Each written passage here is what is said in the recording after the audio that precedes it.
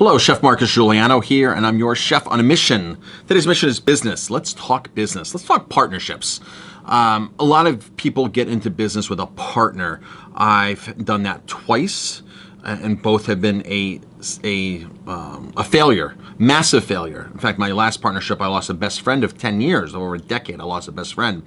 Thought it was the right situation getting into. The first partner I had actually recruited me and brought me in to a project, and so not saying to avoid partnerships. A lot of people grow their business massively and make more locations with partners. So partners can be a very, very crucial role. I mean, technically I have a partner right now, which is my wife in the restaurant. But per se, do my wife and I have any outside investors or any other influence? No, we don't. It's just us.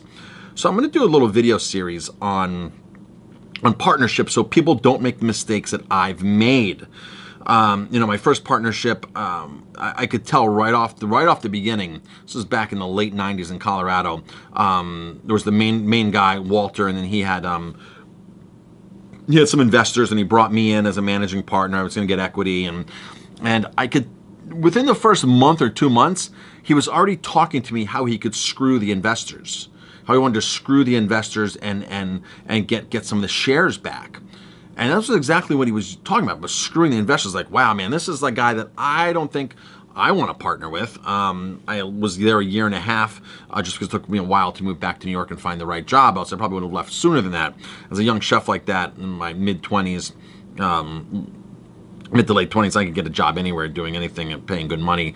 So it was never that I couldn't find a job. It was just I wanted to move back to New York and get the right job. So my last partnership was with my best friend of 10 years, a decade of 10 years. Now here's the biggest advice I can give to somebody in this situation. Not of your best friend 10 years, but if somebody approaches you and goes, let me just use a restaurant scenario because that's what I'm familiar with. If somebody approaches you and said, I want to fund you, I don't want to run the restaurant. I want nothing to do with the restaurant. I'm not a restaurant person. You're the one with the talent. You're the one with the track record. You're the one who can do it. You're my guy, and I want to invest in you. I want to give you money to open a restaurant. Okay, if I want to give you money to open a restaurant, that's the key word, because that's what was told to me. I want to give you money to open a restaurant. I'm going to open a restaurant. It's yours. You can take the majority. I don't want to have a single say in it. You're going to get situations like that people are going to just say, hey, I have money to throw at you. Here's my biggest suggestion. Okay. If they have money to throw at you, you say, okay, here's a bank account. Let's put all the money in the bank account up front. 100% of the money we think we need up front. When you do a budget, you're going to have to at least times it by 2 or 3. I mean, some people say times 3 to 5 because it takes a lot of money to open a restaurant. A lot more than you think. There's a lot more things that you don't budget for that all of a sudden pop up. For example, you want to get the soda guns. You need to put a deposit on all that equipment because that's a lot of equipment that a company has to come install. And you just think, hey, you don't budget for that. And that's like another $1,000 in some cases to get those soda guns hooked up and inventory of your first batch of soda. Each of those bags, $80-$90. Times 5, 6, 7, there you go, the equipment. They want a deposit. They want you to pay half of it, half of the inventory. So things can escalate very quickly that you're not going to budget. So when you do a budget, just automatically say, okay, I need $100,000. I need to take $200,000. And that's realistically what you need to do. Now, my mistake with my last partner was, he promised me all the money in the world. You never have to worry about money again. You don't have to worry about money again. You don't have to worry about money again. Come to find out, he didn't have that money. He didn't have that money. Or if he did have that money, he was hiding it from me because we were struggling and strapped, and I was expected to perform miracles. If they're going to give you money, you need to be in control from the very beginning. So if they trust you, they're trusting you for what you know. So my biggest mistake was, I didn't have control of the money. And when the first day that you get the lease and he sends the painters in to paint, I'm like, okay, then all of a sudden a week later we're moving walls. The painters come back in to paint again. We painted 3 or 4 times before we even opened the doors. I'm just watching the money just fly out of the account, fly out of the account, fly out of the account. And he just wasn't dedicated to putting enough money that went into it. Of course, painting 3 times, you're going way over budget, right? That's just stupid and ludicrous.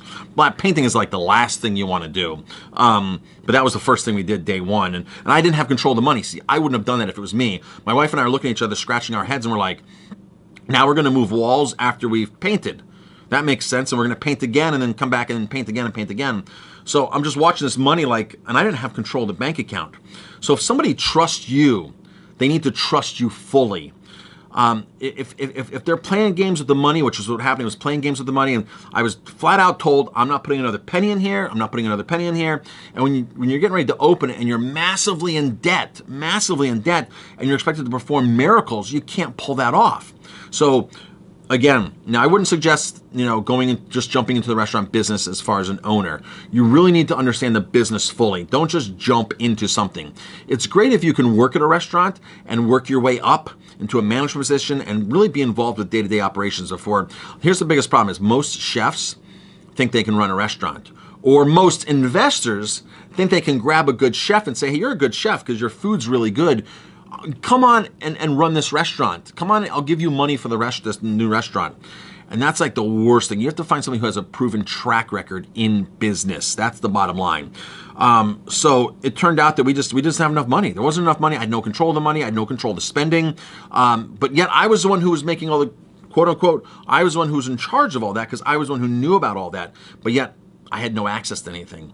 And so my hands were tied behind my back. And I just hope that none of you ever get into a situation like that. It is the worst. It is so stressful. It puts a strain on everything, on your marriage. He was my best friend. Put a massive strain on our relation, on our friendship, which we don't speak at all anymore. We spoke a little bit after the breakup, but don't speak at all anymore. And I feel that I was betrayed and lied to, and I feel that this is total deceit. And now I'm thinking back and like, he didn't really want me for the restaurant. He just wanted me to come in and get all my tools and my tricks and all my knowledge of 20, 25 years in the industry, and take my staff and take everything, and then kind of like, it was where I was being like forced out because there was no options for me. Then he wanted me to sign papers for loans to take more money. When I was told up front, you never have to worry about money. You'd never, ever have to worry about money. Now all of a sudden I'm being asked to sign loan papers. I was like, man, this is a bad situation. I hope that people are watching this video and are going to learn from this. Shoot me some questions, leave me some comments.